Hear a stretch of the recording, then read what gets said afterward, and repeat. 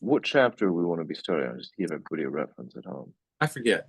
Uh, Trying to find out as I'm scrolling through because I don't have the hard copy in front of me. that narrows it down. What was that? It's in the Silmarillion, anyways. It's in the Silmarillion, published Silmarillion, even. It's like somewhere in the Bible. No, chapter 16 is where the Vislin comes up. Right. Yeah, you gotta correct me on pronunciation every time because I'm not good with that. So my pronunciations are bizarre. Somebody like okay. My pronunciations are snobbish and pretentious. So. Fine, we'll go with snobbish and pretentious. Let's do that. Somebody got on my case because I said Nephilim instead of Nephilim. Nephilim is what I said. That's sad. Should be. Well, yeah, but I did a whole video on Nephilim, and somebody's like, "I think it's supposed to be Nephilim." I'm like, "It's Nephilim. It's Nephilim. What are you talking about?" Nephilim. Whatever. Who cares? You obviously watched the video. I'm glad you got all the information you needed. Consider yourself educated. It's ma'am. It's ma'am. And that's a good place to start, actually. I think the USAID, or as they're saying now, USAID. I don't know if you followed any of that. No, we don't talk about that over here. What's going on? Are they locking your borders and you know, chips? Maybe it's because it's being blocked to Europe. I don't know. I don't know how much Europeans are actually seeing about this, but the new bumbler in chief basically created a group called the DOGE, which is the Department of Government Efficiency, and they've been investigating various departments in the United States, including the Education Department and the IRS, and they came liquidating inefficiencies. Pretty much, yeah, pretty much. And the critique has been that this is so Nazi, the fascists did this, et cetera, et cetera. And I realize that, I recognize that. But then they start opening stuff up, and you're like, okay, I kind of prefer the fascists way, considering what we're looking at. So they opened up USAID or USAID, and what was uncovered has been stunning, absolutely stunning. What is that? Okay, cynically, it's a front for the CIA, right? But it's also ostensibly it's where America goes in and helps various nations. Oh yeah. We call it the Ministry of Colonization. Yeah, pretty much. Yeah. We know about that over here. Yeah, no doubt. And USAID has, I mean, you could say that there's a place for it because, as they call it, soft power. You go in, you make good relations with the country, and then the country's more willing to do trade with you. And I get that. That makes sense to me. I'm like, what, no problem. Sure. What is the problem? Put your cannons into Tokyo Harbor. They're nicer to you when you give them that kind of show of power. Sure. And if, for instance, if the United States is as wealthy as we seem to be, there is an obligation, I think, to some degree to at least help out a little bit here and there, I mean, there's some obligation, don't you think? If it were helping. Yeah. If you're helping, Okay, now, that being said, soft power also tends to undermine governments that don't play ball. And that's where the CIA, the critique of the CIA for years has been that you go and you put a bullet through the head of the guy that doesn't want to be on your side, right? He's a bastard. Or give them uranium tea. Mm-hmm. Yeah, exactly. Well, yeah, but that's more of a Russian thing. That's true. They got more uranium. Is this getting cut out? No. I know what you're referring to. I've heard otherwise. Oh, okay. Well, that's very interesting. I've heard very convincing arguments otherwise. Okay. I won't from people who specialists in that area. I won't belabor the point. The point being that this group has, on the one hand, a good role because it is supposedly extending the goodwill of America and making relationships abroad and greasing the wheels of trade. It has a bad role in that greasing, there is a lot of overthrow of governments and killing of individuals and undermining of societies. So allegedly, they were funding things that would undermine the family and the morality of certain nations, like absurd stuff, like transsexual dance lessons in Tasmania or something like that. Well, this has been the critique of the last 3 popes against the United States in Africa. Yes. So that's Francis, Benedict, and JP2 saying, hey. falls off. Yeah, exactly. And you see, and this is why it's so interesting to me, not just in a sort of like, oh my God, they're actually doing this, but also I'm just sort of like, yeah, this fits. Because you see these critiques, you're like, I don't see that in America. I don't see it, you know? Well, now we do. It's being exposed like on a huge scale. We're talking billions of dollars, which means that a lot of the money was going for these transsexual dance lessons in Tasmania, but half of it was probably being recycled back into the pockets of individuals. Recycled. That's a good word. That's money laundering in Italy is just called money recycling. You know, cleaner that way. Forced by another name is still a dromedary. Right. Yeah, and so this has been uncovered most recently, and there's a lot of fracas about it, and people are like, this is a violation of civil rights, and there's no way they're going to bust up the government like this because it's going to ruin our government, et cetera, et cetera, et cetera. But on the other hand, it's like, oh my gosh, there's this much corruption. It's quite staggering to see it. And as one interview that I heard was saying, this is very dangerous territory because it's like open heart surgery, and you want to make sure you save the patient, but you know something has to be done. You know? That's a great analogy. I like that a lot because you've got to go in, you've got to, open heart surgery. You got to go in and you got to fix them. You got to cut this guy open. And for those who haven't seen an open heart surgery, like I haven't, but I've heard stories because I know people who do this. I mean, it's not pretty. It's not like, just take a little scalpel, make a little thing, and then opens up like a whatever. Yeah, no. I mean, they've got it's a big hefty undertaking to cut through the sternum with a saw and all these things, crack open the ribs without breaking anything more than you have to. And you don't want the guy to die on the table. The goal is like not for the patient to die. So how do you do this without?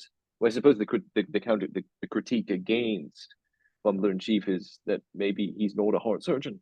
Yeah, that's the thing is you don't want to get somebody who's like a DEI hire in there who just happened to be fit all the criteria. You want somebody who's actually trained to do this kind of stuff. Yeah, I mean, there's a world of difference, even though the function might be the same in the short term, not the long term results, between a cardiothoracic surgeon and Mike Myers. Yeah, right. Right. I got this. Yeah, I know. So anyway, it's a very. I mean, in either case, you get the guy open, but that's true. Yeah, it gets you out in the open air, right? Crucifixion. But what do you do? Yeah, it's a tricky business. So anyway, the reason that I, not only because I've been thinking about it and listening to podcasts and reading articles on it, but the reason I'm also thinking about it is because you got to wonder how do we get to this point? How did the cancer metastasize so badly, or how did the heart get so cofarcted, or whatever it is, whatever the term is, cofarctation. I think that's the right word. That's good. How do we get here? And a lot of it, I think, traces back to the Wells era, the turn of the century. Okay. So like a lot of the podcasts are asking the question, Tucker Carlson and others were asking the question, JP was asking the question, why would the USAID fund courses in Africa or Italy or wherever that are intentionally designed to destroy the family unit or intentionally designed to undermine the civilization? Why would they do that? What good does any of that serve? The explanation being is that it breaks down the fabric that supports the current administration. And it's not just so we can get our greedy paws, I say we. It's not just so certain individuals can get the greedy paws and all the uranium that exists there. It also has to do with this idea that I think began in the 1880s of making the new world. You make the new world by destroying the old, and having a revolution so that now we have cleared ground. Carthage is now purified, and we can build Rome up on top of Carthage because we sold salt. Yeah. And so the ideas that Wells and Madison Grant and Edward Bellamy and all these other cats were putting forth way back there in the 1880s and 1900s there's nothing wrong with what's going on with USAID if we look at it through the lens of those thinkers. If we are those thinkers, this is exactly what we should be doing. It's according to plan. It's according to plan, right? That's explicitly what was done, what was programmed in Italy, the unification of Italy, the pre-unitary states just going to get on board. It was, hey, we need to dismantle traditional society. No, they were doing it with what was seen as the disruptive ideals and activities at the time, which are different than 150 years later now. But though not all of them, some of them are much the same. But that was the idea, is you need to dismantle the society. And in some of those where the military activities had come before full reconfigure the society as well, we've conquered these other states, we've made Italy, now we need to make the new Italian, which is just the localization of we're making the new world. I mean, that's the idea. One other thing that stands out to me, though, is that this echoes very strongly. Like, how is this any I mean, it's different in some ways, but I think very similar in others to what the beyond the frontiers of the U.S., the white man's burden, American progress thing. It was the Bureau for Indian Affairs. Like, what's the difference between distributing condoms and transsexual courses in Africa and giving smallpox blankets to Cherokee? Not much, right? I mean, the goal is. I mean, if the goal is the same, right? To raise the ground, salt the earth, clearly make it. Look, there's nobody living here. We're trying to take it, expand. It's just perhaps more subtle, more sophisticated, right? Right. We could rebuild the South in the image of the North. It's really is very much that same idea that we, the experts, can redo this all after we've destroyed what exists. There, we sweep away the old and we bring in the new, the novus ordo seclorum. I don't think it's that much different. Now, that's, of course, these are generalizations, because not everybody involved thinks that way, or not everybody involved is in some ways repelled by it and then changes. And there's always a possibility for change. Margaret Sanger could have had a deathbed conversion. Who knows? But that idea does seem to extend far back. I mean, I know that Marquis de Sade, where we get the word sadism, so you can work out like what he actually proposed. But he had a control of a printing press, and he flooded Paris with pornography in 1788 with the idea of basically destroying family values, so that it would be ripe for a revolution in 1789, which apparently happened. 1789, was a big... I heard there was something then around that time. A little bit of a haircut there for everybody. But I mean, it's the same business. It's real though. Well, and ask why break down the family? I think it's because the family and connections to blood are the strongest bulwark against governmental control, I think. Well, yes, and a bit further. Because I think there were two layers to that question. Right. When we say today, especially when an American says today, generally anybody in the liberal West says today, the family, they mean that in the abstract, in the most broad generic sense, sort of proper nouning the concept of a basic family unit. When the American says that, they usually hear mom, dad, and a couple of kids. Outside of gringo, actually specifically like Yankee gringo, Yankee, Yankee. They hear mom, dad, a couple of kids. Outside of that, the large Hispanic population, even in the United States, right? There are other people there beyond Yankees. That includes grandma, grandpa, aunts, uncles, cousins, and we all live kind of in this agglomerate together. And that's for most people around the world, right? That's a far less controllable unit, and that's a little bit more prone to resisting you if you try anything too sneaky, right? Oh yeah. All of a sudden, you got the whole clan coming after you, and I don't mean with a K. I mean you've got a sizable. You got the whole tribe, and that's harder to subjugate than even suburban households of mom, dad, and a couple of kids. But, and I think that we look at today, is you want to subvert the family. There's one question today. So that's just framing the modern question of what do we mean by the family. But remembering historically that families, also certain families, right? Some couple hundred families in France, let's say, for example, these are noble families. These are the bulwarks of power, politically, not just like potentially in terms of resistance. They are the local state. They are the local magistrate. They Yes. are the protectors and guardians of the people. Yeah. By responsibility, some of them are doing a more or less good job at that, but that's what it is. So in dismantling the family, historically at least, the goal was primarily we need to break apart these microstates, these subsidiary entities, or as Patrick Deneen talks about, mediating institutions between the highest level of social organization and the lowest level, basically individuals or family units in a broad sense of the term. But you got to get rid of the royal family. You've got to break apart the nobility. You've got to, and then, so if that's a hierarchical or a tiered approach, you get rid of those boom, boom, boom, and now you can just approach the lower level, the more basic structural unit level, and Yeah. just dismantle human relationships. Yes, and make you a subsidiary of the state, which because you don't have an identity as soon as you're disembedded. Just occurred once you're removed from those mediating institutions, those different relationships. If you're broken apart from these bonds, millenniary bonds of relationship bonds, you have no identity.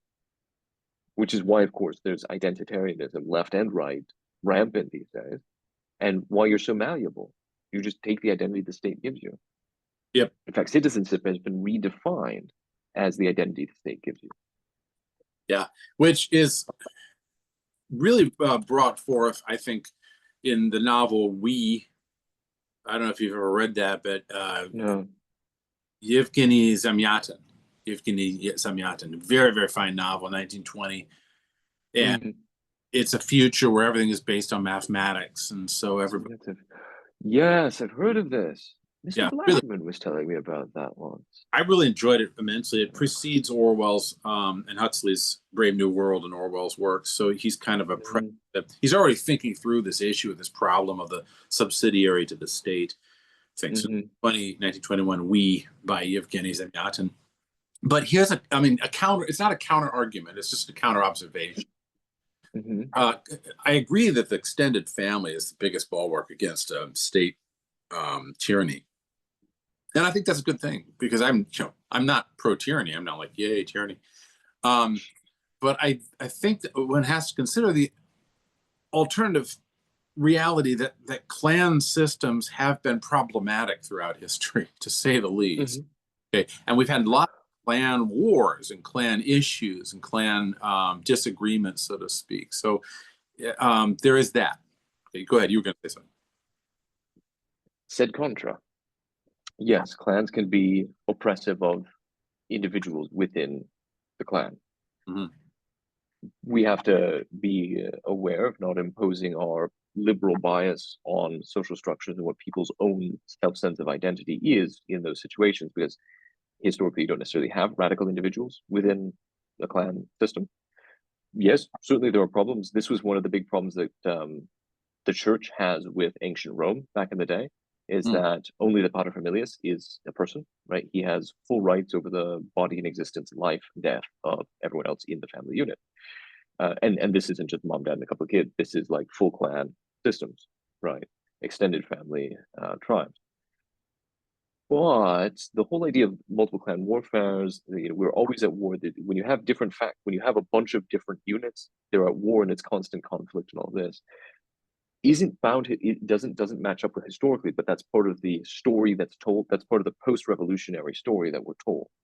We need to centralize power around a single sovereign who has complete control over everything, because otherwise we're warring with each other too much. If you want to really dive into this, I recommend, for anybody listening, for our audience of 3 out there, I really recommend looking into, you're going to do some Google searching, Nassim Taleb's critique of, what's his name? He wrote a book, Better Angels of Our Nature, or something like that. It's everything with war and terrible, but the last century, things have actually been really good. We're much better now and his Nassim Taleb as a statistician is pointing out the massive flaws in sample size, how much he's actually looking at, and his basic theorem in his critique of this guy is that yes, you might have more conflicts between the Republic of, the small city state of Florence and Perugia and Assisi and smaller units that are at constant war with each other. But these little skirmishes, even all taken together over a couple of centuries, don't even come close to a micro percentage of the slaughter of the 20th century, of one of the wars in the 20th century. So, I mean, in terms of like, smaller bits is maybe healthier than absolute control in one place, repressing all conflict until it explodes into, massive genocide. Yeah, if the measure is the body count, Mm-hmm. the unified state has far more hits than the clan thing does. No, that's true. That's true. The guy you're thinking of, by the way, is Steven Pinker. That's right, Steven Pinker. Better Angels Already. Yeah. And I think part of Pinker's argument, if memory serves, it's been a while since I read him, but if memory serves, part of his argument is that the whole subordination of the self to the state in an ideal way makes everybody one large family because we're all agreeing on the same kind of goal or principles. I don't remember whether he takes into account the idea that those goals and principles can be consolidated by a avaricious individual and turned into a slavery system. I don't know if he ever brings that up. This is precisely what fascism is, right? Right. That was Mussolini's whole thing. Yeah, right. Exactly. Yeah, right. But that's the thing: is smaller units have more skin in the game, and therefore greater accountability to one another. Yeah. If you're the local, if the local, country squire is the local magistrate, he's got to keep things together because otherwise they're going to string him up. Yep. If the tyrant lives off in the capital some long distance away, he can keep all of Pan Am in their different pens and have their Hunger Games. There's not a damn thing you can do about it. Yeah, because he's way over there. Right, exactly. He's off. Exactly. Right. This is not an argument for or against kings, but I remember that in the Bible itself, it says, when the Jews all want a king because they already have the clan system, the 12 tribes, and they want a king, and Yahweh says, no, you don't. You don't want a king. Believe me, you don't. But they clamor for it, and so he gives them, Saul, and we see how that turned out, exactly the way we've been talking. So there's already this idea, once you subordinate to the state, whether that state is run by a tyrant or that state is run by the bureaucracy, the blob, you run into problems. Absolutely. Yeah. And yet, and by the way, I'm not arguing that we all have to be this way or all have to be that way. I'm just saying that, there are problems on both sides. The concept that Rome came up with, for instance, which is the concept of Roman citizenship and being able to appeal to Roman citizenship, seems to be a really kind of lovely inclusiveness, so to speak, in theory.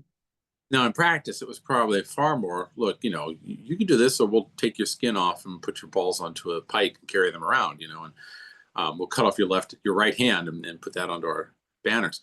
So in practice, it was probably far more brutal than it was in theory.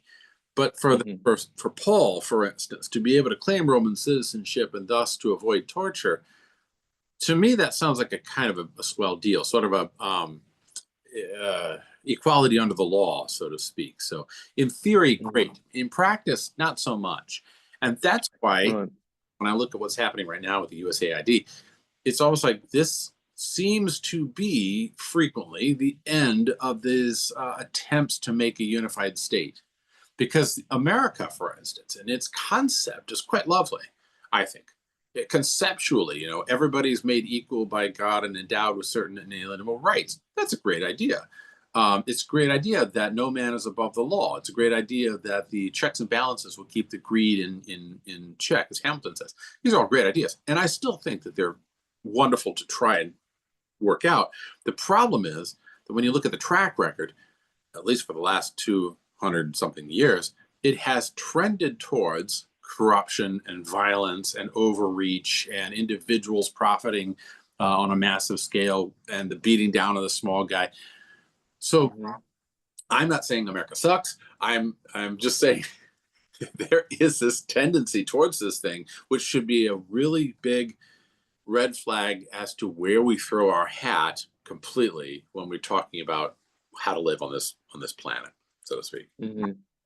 Well, I think that's exactly right. And I mean, this is, on the one hand, a strong central power can go around doing whatever they bloody well please, pillaging the filthy black guts out. And they do. When there's not these intermediating institutions, be they local governments, smaller federated republics or something, or whether they're, knightly families who have lordship and defensive responsibilities, or even just clan systems like in Southeast Asia, that Hmong, clan systems that, they are a local power themselves, or the Scottish clan system back in the pre-Jacobite days. Right. Right. But on the other hand, obviously they can, they also, that can also have problems, as witnessed in different places where there are feuds going on in between different groups. I'm not trying to steer back to the Silmarillion, but if we haven't lost people that tuned in order to read the Silmarillion, I think this was all to set up. Yeah, the chapter we have discussion.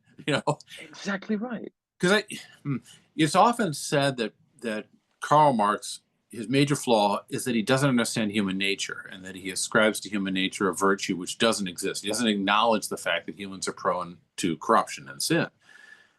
I think that what part of Tolkien is acknowledging here is that this whole project of trying to build the ideal city, Gondolin, has in it the seeds of destruction, because it assumes everybody in Gondolin is going to be peaceful, virtuous, good, getting along with each other, and it's going to be swell, and so Gondolin's going to last forever. But when you look at the character of Arathel, is that right? When you look at her, Arathel. What does it say about her over and over again? Restless spirit, wanted to roam, desired to go out and ride her horse, What is that saying? What is Tolkien saying about the nature of humanity, especially, I say, the nature of the female heart, a woman? This is what we see in Eowyn, right? This is her main constraint. She fears being in a cage. Now, there's a cage, I think a lot of people, they watch the film and they see that and they say, Eowyn, cage of being the domestic housewife who's locked inside. That's not really what Tolkien has in mind. There's certainly one application. The cage of being head of a state, even. You're not free to roam. You're not doing in the modern state sense, right? Having to be an administrator, right? The cage. I mean, being a bureaucrat is also a cage. Being a fully free, highly paid employee, right? It's chains. What is from Shakespeare, right? Heavy is the head that wears the crown, right? Yeah. But she's not free to roam. She's in cage. Why? Because you created this perfect city that you have to say you can't leave, because otherwise we might get found out and destroyed. Because we're literally on the doorstep of Morgoth's, palace of fun and games. We're literally on the doorstep of the Marquis de Sade's, playground. And we've created this little commune here. It's this lovely little place where everybody's sharing everything. We've got a little village pile off to the side and everything. It's great. We're raising goats. But here's Arathel, and you're right. She's like Eowyn. She's also, she's like Galadriel. She's also like Eowyn later on, similar business. And also harkens back, I must say, to a certain degree to the image of Eve in the Genesis story. Because, we often just take for granted that Eve is sitting around when the serpent comes to her. But she is herself wandering through the garden. There's no Adam. Where's Adam when she is encountering the serpent? And the serpent gives her an idea that is a roaming idea. Mainly, everybody you know and love is going to be killed. You're all going to die unless you eat this apple. So there's a sort of like roaming, break the boundaries, go beyond where you've been told to go, sort of thing that goes on in that story. Going where no man has gone before. Right. That's this whole. And this is going to sound sexist, so I apologize beforehand. the phrase is normally behind every good man there is a good woman, and I really agree with that. I think that most of the greatest men in society in history have had somebody who has been there helping them, promoting them, right? Some woman has been there helping them, promoting them. But I think that the converse is true too. I think that frequently the roving heart of women, especially, has been dangerous, has been difficult, even to the point where societies have tried to rein that in. I'm not sure quite what to make of this, but that I know that the wearing of the mantilla is in some ways in order to prevent women from having the divine ecstatic inspiration in suddenly. I know that the restrictions that have been set up in society have frequently in order to prevent women from especially roving beyond the boundaries of their society. Now, we can say that that's all sexist. It's in order for males to dominate women, and I think there's something to that to a certain degree. But I think in the last 100 years at least, 150 years at least, there has been, at least in our culture, a growing discontent and roving nature among women especially, probably brought on perhaps by contraception, that has been detrimental. That women, especially in America, have become increasingly discontent, lonely, violent, disconnected, and lethal. And we're facing now a generation that is extremely hostile to its own society, its own roots, its own clan. To its own self, because there is no clan. This is what I would argue, is that in a mass society that you don't have a clan system, you don't have any families, and that's part of what this great disembedding is about. Is that you have this discontent from the disembedding.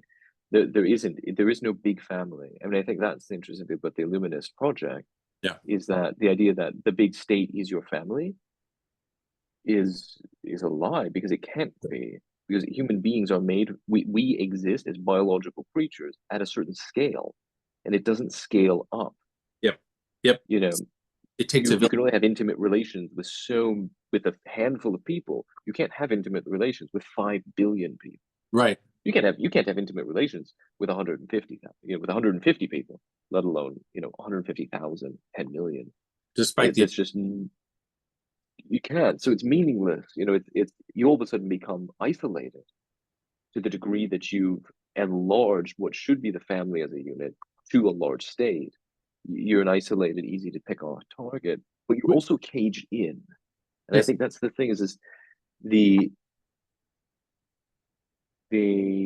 romantic critique, and not only that, I think Tolkien critique here too, is the city. This is a nice historic, it's an organic city, stone, not metal or whatever, but the city project from the get-go, right? Let's say, I think he's kind of trying to say all cities always and everywhere, in a particularly acute way, the modern city, sure, but the nature of the city is dissociative. It dissociates you from from roots. It dissociates you from the trees and the forests and the fields and yeah. I mean, my heart is in the Highlands, my heart is nae here, right? That's interesting. There's this impulse to want to be out in nature and to roam and to wander. Yeah, and we often overlook this, I think, because Gondolin is seen as such a great triumph. It's seen as such a beautiful city, and it is. It's gorgeous. But the elves weren't born in cities. They roamed under the stars. They are made to roam free under the stars. They're people of the wood or of the sea. Maybe either or, maybe both. But they're not dwarves in holes of stone. No, they aren't. And I wonder about this story of Arthel, that, and I hope I'm pronouncing that right. Is that TH? Yeah, out of that. Okay. Anyway, this gal, this elvish gal. What you're saying is right, essentially. Just voice the TH and you got it. Yeah, okay. So basically, this white lady of the Noldor, as she's called, her desire to roam around and ride a horse and be out on the fields is her natural desire. Totally natural. There's nothing wrong with it. Right. It is a restlessness that occurs to the best artist the best thinker or philosopher. I mean, Joseph Pieper talks about this. You know, you see it with Romano Guardini. They talk about this idea that somehow man's nature is not to be confined within these bureaucratic walls, within these confines of an artificial thing like a city. So there's nothing. I don't think there's anything wrong with that restlessness. But the problem is that because she's not moored to a clan, she does roam too far and she does get lost. And that's the first stage of the. What we're talking about is the downfall of Gondolin eventually, you know, and the destruction that occurs in the long term. But the first stage of this is that when she does go and roam without these confines, she does end up getting lost, and then she ends up in this dark wood where she does find this dark elf. So he's kind of like a bad boy, you know. He's like a guy in leather or something that she comes across because he does not track with the nice sort of domesticated world of her family, and he's going to piss off Daddy. There's no doubt about it when she brings him home. So he ends up being the sort of James Dean or whatever that she's going to bring back to the clan when she ever does come back. But he's not a nice guy. He's not a nice guy. And his treatment of her, and then eventually the conception of the child, and then his treatment of his killing of her accidentally out of his anger, all these things are part and parcel of what builds up to the destruction of the city, which is a long way of saying that the city has in it the seeds of its own destruction. And I can't help but think that, again, Tolkien is reflecting. He's not saying this is good or this is bad or this is the way it should be or this is the way it shouldn't be. It's almost like he's observing that this is the case. You know, it's almost like outlining this is the way things are. Look, this is what I see. I'm not prescribing anything, and I think that's what makes this work so different from utopian and dystopian approaches. Is they're prescribing positively, or they're prescribing positively or proscribing negatively, right? You don't do 1984, right? Don't get into that, Fahrenheit 451. Like, we don't do that. We want to do the opposite of that, right? You're prescribing something by showing the opposite, or those who write very utopistically. What Tolkien is doing is he's just kind of showing you human nature. Look, when this happens, this tends to result. This is how people behave. This is which is what makes it so compelling as a story. It's just real. Now, we can talk about what, when you look through it, you can see what he would be advocating. What is implied in what is a good thing is we might say, okay, so she wanders. Is the roving bad? Well, yeah, and maybe not, but understandable too. Is a city bad? No, not always and in every way, but is this city evil? Was it bad that he founded Gondolin? No, but it was kind of a concession, and he was warned at the outset that, okay, which it's gonna fall apart in really ugly ways, man. And what is the phrase, right? Be not over much. Your own hands, right? Isn't that the thing? Yeah. Well, that's exactly it. You don't get those kind of warnings for the person who's living in the, the elves in their natural state. Yeah. Now, an interesting thing about elvish government too, versus typical elvish government, let's say social organization, is strangely aristocratic without clearly rigid hierarchy. But there's certainly no central state except Gondolin. Gondolin, there's a supreme authority. That's Turgon in the middle of the city, and he's benevolent, but increasingly has to be more draconian as danger draws closer. Yeah. But you look at, the elves of the, Mirkwood, Greenwood, yes, they're suspicious of outsiders. There's a king. You kind of get a sense he's kind of a rough figure, but he doesn't have, we have conflict with him in The Hobbit, the elf king in Mirkwood, right? We have conflict with him because we're the outsiders coming in, and so he deals with the outsiders. But everyone else seems to be pretty well free to roam and go. Yeah. He's the defender and protector. But otherwise, elvish societies tend to be more open, free, not rigidly structured, but natural hierarchies of honor. Like we honor these people more. Like we respect. There's this mutual respect that allows differentiation within a society without a rigid state. You start to get something like a rigid state, perhaps with Gondolin to a certain degree, and that obviously causes problems. And then this is Galadriel's real risk, is to the degree that they start to formalize structures, she's at great risk of becoming the Dark Lord, especially because of the chip on her shoulder she carries, and well, let's just say it's in her blood, right? To tend more towards megalomania. Yeah. It's a family trait. And this is an interesting thing that you just pointed out too about Elvish society in general, is that generally speaking, they're free range chickens. They roam around the woods. Right. It's almost like the history coalesces to more and more structured, rigid. It's almost like it's cooling from a plasma state to a matter state. And by the time you get to Sauron, which is way down the line, and Mordor, that's a pretty solid state. I mean, everything's charred, everything is concrete, everything is barren. You don't get much more solid than that. So again, I don't know. Maybe Tolkien's whole project is to show that this is the way things are. I mean, yes, he says this is bad or this is good, and this is the way we should live or should. But he doesn't get into the sort of thing that Wells does, and that, which is, we need to take things by the hand. We need to control our destiny. Direct the right way. Evolution. In fact, if anything, Tolkien mentions that once, and it's the mouth of Saruman trying to convince Gandalf to help him get the ring. That's right. We could direct the fate of Middle-earth. That's right. Because we know what's best. Yeah, that's right. He's very much more hands-off. I mean, it's Tolkien's famous, where do I stand politically? I'm an anarchist, that is to say a monarchist, but that no man should have, ideally, like, nobody is fit to govern other people. One thing that nobody is ever fit to do is govern other people, govern in the sense of like tell other people what to do and how to live.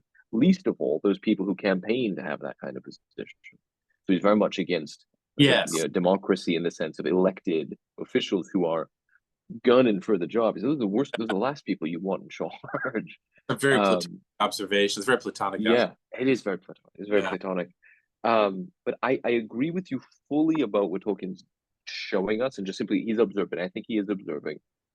With the exception who I differ from what you just said, I don't think he's seeing it in terms of a linear progression. It's from this to that, this subtraction narrative. Whether you're a progressivist or reactionary, they both see the sense of an inevitable timeline, an inevitable increase of the state. I don't think he sees it that way, nor illustrates it that way, but rather observes that these are things and these are phenomenon, because Sauron's uber state exists, but then it collapses. And what we end with is the Shire.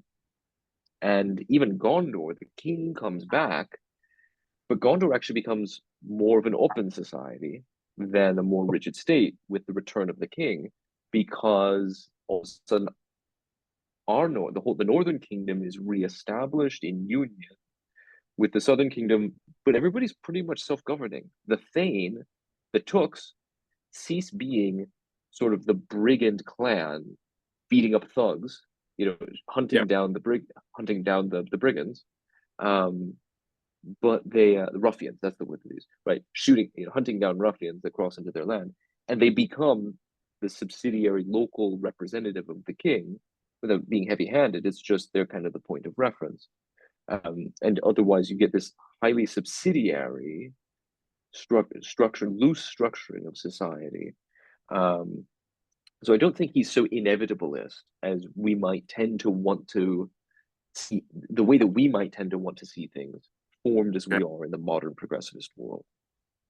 Yeah, he does, however, have the idea of fighting the long defeat. I think he has a sense that inevitably good is kind of back. The good in this world are backing out the door, slowly but surely.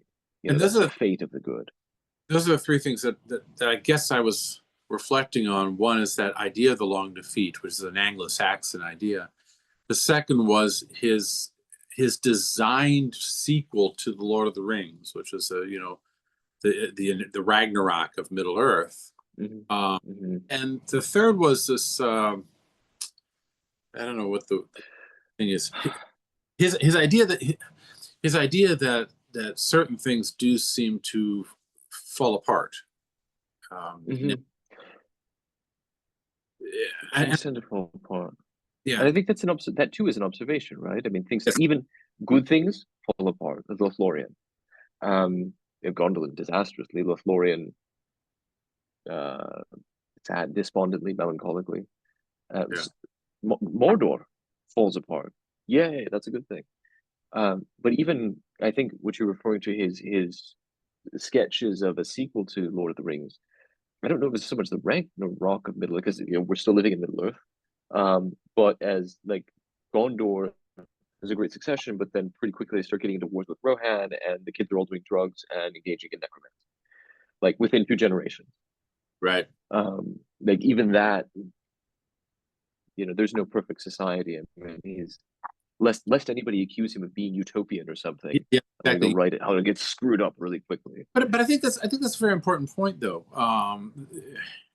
Tolkien is not a utopianism, and I think utopianists are very dangerous people, because they're always wanting to create whatever utopia they think should exist at the expense of everybody else around them. Inevitably, whether it is a bureaucratic, scientific melding with the machines utopia, or even if it's a perfect Catholic conclave in Poughkeepsie sort of utopia. It's maybe especially if it's not. Yeah, right. It's still going to be problematic. It's going to exclude and harm and damage, end up like Dianetics or something like that.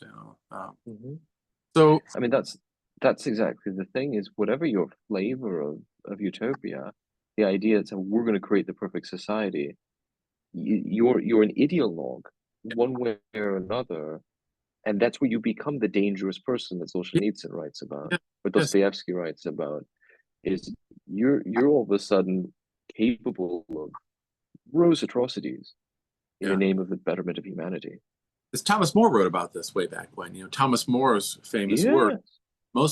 Some people don't get it. Where we get the idea of utopia from the very It's not from the get-go. A utopia, which in Greek means the good place. It's utopia, no place. This isn't ever going to exist. And Thomas More has aberrations throughout utopia, his fictional city. Men checking the teeth of their women before they get married to make sure that they're good. So checking out like you check out a horse, things like that. So I think even early on, Thomas More was saying this utopian idea is not a good thing at all.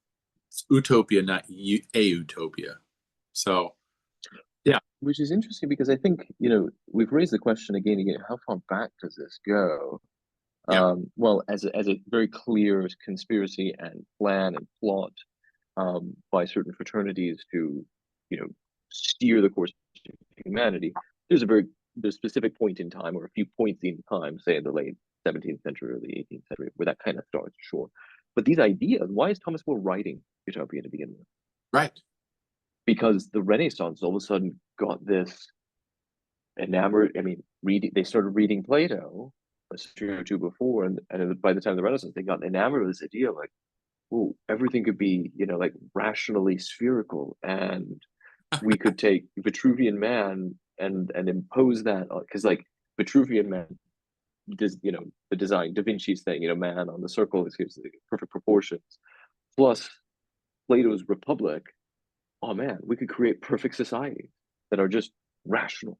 It would be great, mathematically planned. And they start to develop these ideas that it sounds really cool when you're reading Renaissance literature. Wow, that's really awesome. But then you kind of play that out over the next couple of centuries, and you're getting to Brave New World. You're getting to some really dark places with this. Yeah, and I mean, as an example of that, it's just an evolution of that same kind of literature. Yes, it is, and I think that the time period that he was writing in was a utopian age.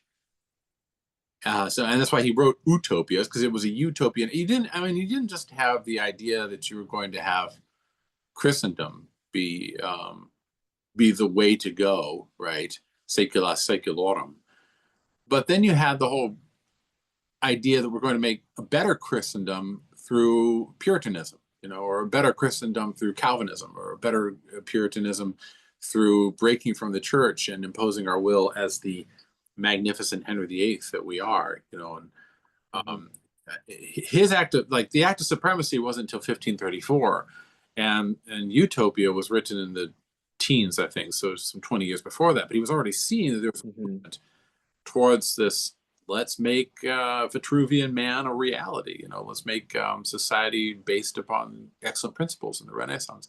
And even you go back further, there's another character in history that was even before that, and that's Mr. Machiavelli, who, although he didn't have immediate application, I think he wasn't able to convince whoever it was, Guido Cavalcanti, or whoever it was that he was trying to influence. He didn't convince him to take on the role. His works really convinced a lot of people after him that realpolitik was the way to go. Yeah, I mean, but that's what I see as a fundamental difference, though, is between you just said his name.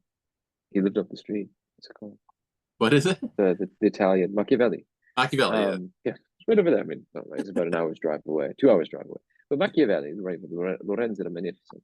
Oh yeah, that's right. It's the difference between, he's not writing the formula for a perfect state. He's telling you how to bust the ball. This is how a leader should be in power. Now that kind of literature exists. It's a common thing. Advice to princes and that kind of thing. Here's how to govern, and here's how to be effective governing. Now there's a shift, obviously, because we're shifting from what's moral to what's going to be effective to achieve outcomes. Now that's a highly bourgeois, mercantile society. So we would expect to see something that makes sense, right? It's about business transactions, nothing personal with business, but I need to get a profit out of the end of it. Well, that applied to statecraft, right? Focus on effectiveness and efficiency. Difference between that and what Thomas More writes. Now he's obviously writing a satire, but the idea that here's a prescription for a perfect state. And so there's kind of this before and after. There's something happens, but actually it's already happening by the time of Machiavelli, but it comes to fruition later. So he's writing for an individual how to exert power over others. And, the literature of the time of Thomas More is more like how to create the panopticon. Now, obviously, I mean, I know panopticon comes a century later, but, that kind of literature is already in place. And it's what inspires the Puritans to take over England, with Oliver Cromwell and company, cut the king's head off. That, again, that comes later, but More is able to identify these intellectual trends among the talking heads of the time, that hey, centralizing state. I don't think it's actually, because Puritanism isn't a thing that hasn't really arisen in Thomas More. That comes later, shortly after, but it rears its ugly head, a good couple generations later. I think the bigger thing is the Renaissance court of the Pope. You start to see it in the court of France and the court of the Pope, the papal court and the court of France.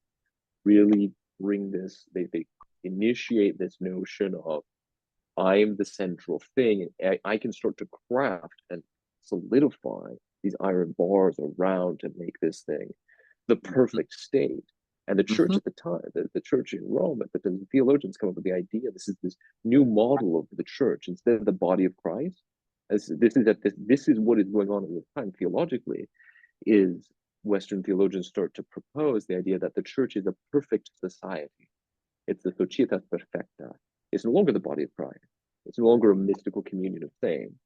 It's a perfect society, which is in part in conflict with civil society, because you start to define what do you mean the church? Well, does that simply become just clergy? Eventually, yeah. And then what is the state? The state, the empire, the kingdom, the princes, the republics. Are those different? Are they part of the church? Are they separate? A lot of little battles, real and intellectual, I say intellectual and bloody, happening around those questions.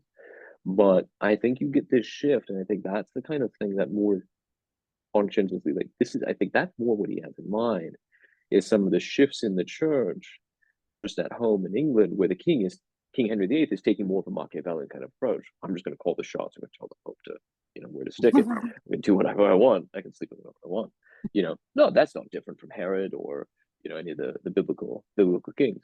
But the what he sees, I think, is more sinister is on the other side, this consolidation of power and control to create a perfect society as very dangerous worm to let in the door. Yeah. Right. No, I totally agree with what you said. It does seem to be another example of that. This is nice in the ideal, but in practice, it leads to corruption and violence and violation of the individual, et cetera, et cetera, et cetera. Yeah. Which does seem to be a frequent pattern, at least in the cultures that I know, which is the Western culture. Though undoubtedly, it's probably true in every human culture, I would suspect. Were I to do, I would think humans being humans, elves being elves, this is the way this is the way it always seems to fall out. Golly, I find myself, I don't know, maybe it's just a thing of my age, but I find myself identifying so much with this idea of the prisoner escaping these days that I just want to escape to the music and the books and the artwork and just stop finding out that USAID has done what it's done. I want to leave this cage of the state that has been set up, so to speak, and just kind of revel in the things that nobody else gives a damn about, seemingly gives a damn about. Yeah, and I think, hold on a second, right? Elements of the state are failing us here. Limits, my friend, of technology. Yes. Houston, can you hear me? I'm here. Okay. Yeah, I think you say it in a way that sounds like it's probably like it's something you regret. Whether you do or don't, I think a lot of people do. Say, oh, don't flee. Let's stick it up. Be strong. Go make change or something. But I noticed you went the route of what Tolkien identified in fairy stories as escape, not desertion from the battlefront, but escape from prison. And I think that that's probably a healthier response than to say, oh, well, I can do something to fix it, or I'm going to go change it, or I'm going to resist, or I'm going to be aware, I'm going to slacktivize, be a slacktivist. Because all of those are also revolutionary impulses, liberal impulses. And by liberal, I mean that in the broad best sense. That I include everybody in that. You're all liberals. But the idea that is to say, I have an ideology, I've got an idea, and I can impose it on people. I can impose it on the system. Somehow I have power to change the system. All of these are really absurd ideas if you think about it. And if I might sound a little Gramscian or little Bolshevik about it, say, isn't that just a way of the man keeping you down to make you think that maybe you could change something? If you just resist in a certain way, you'd be okay with the general status quo because you think you might affect some small change in the system rather than just stepping out of the system. I mean, ultimately, this is what the hero of Fahrenheit 451 has to realize. Right. Sorry about that battery. The thing is, it's okay. I mean, Fahrenheit 451, main character, he realizes, no, the thing is so messed up. You can't just stay and change it. And not only because it's so far gone, but it's not the nature of reality to be able to change these things.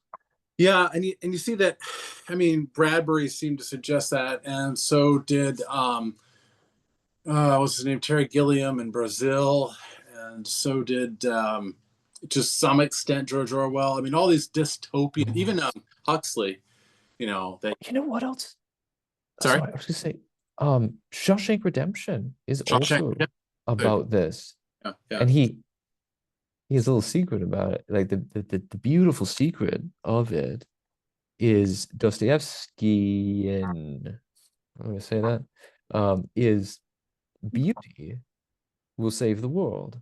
Yes. Beauty in this sense being Rita Hayworth poster, because it's behind that poster, which is a symbol of beauty, the symbol of these, what do you say, these finer things, as he's in prison, he's digging his way out. Behind that poster is the the beginnings of his tunnel that eventually leads to his freedom. He works for prison reform. He gets a library built in the in the prison. He works on all these things. At the end of the day, however nice you make it, you're still in prison. You're still in prison, yeah. Fine, very much.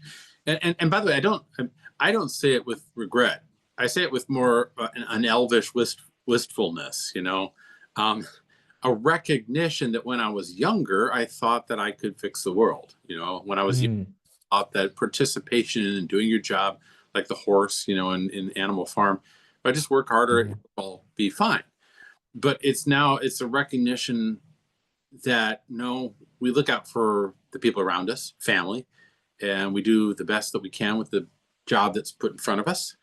And we recognize that these beautiful white-walled cities of Gondolin are doomed. Right. Even and I think that's the best. That's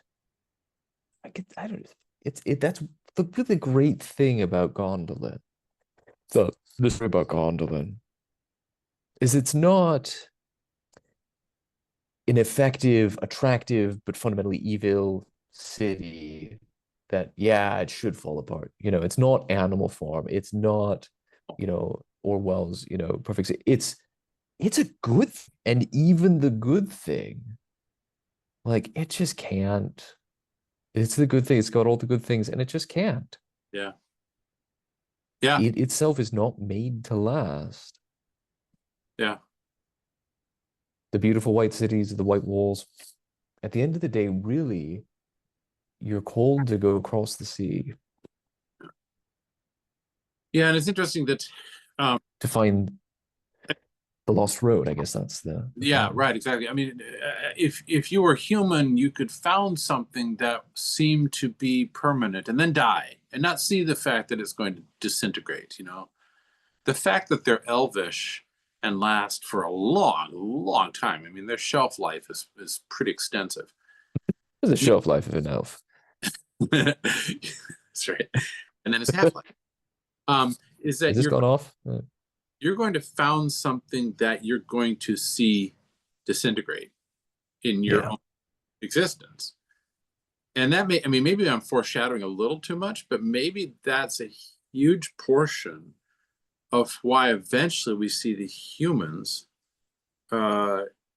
being seduced by the power of the 9 rings.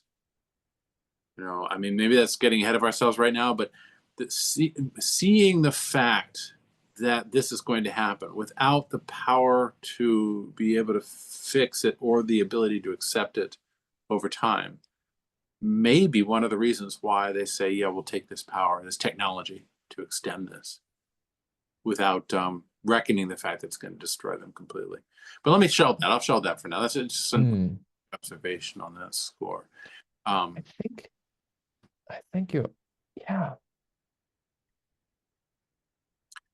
It's interesting to me. I love reading Tolkien's work in the context of what was going on around him. I love reading his work just by itself. The older that I get, the more I identify with things I never used to identify with at all. And it just, it's gratifying actually. It's more, he gives a voice to certain experiences and observations that are developing through time as I begin to push the windy side of 50. It's intriguing to me. But I think for the sake of time, maybe that would be a good place just to cut off for now.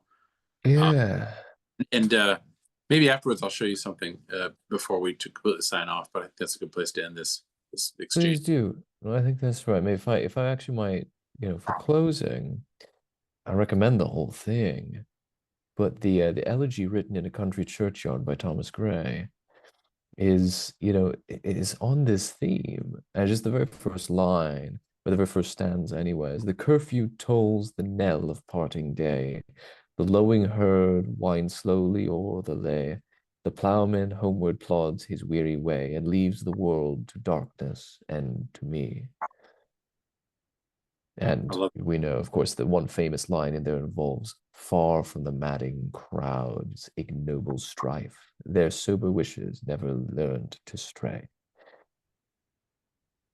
I love that. Yes. Well, sir, farewell, wherever you fare. To your Aries meet you at your journey's end. May the wind under your wings bear you to where the sun sails and the moon walks.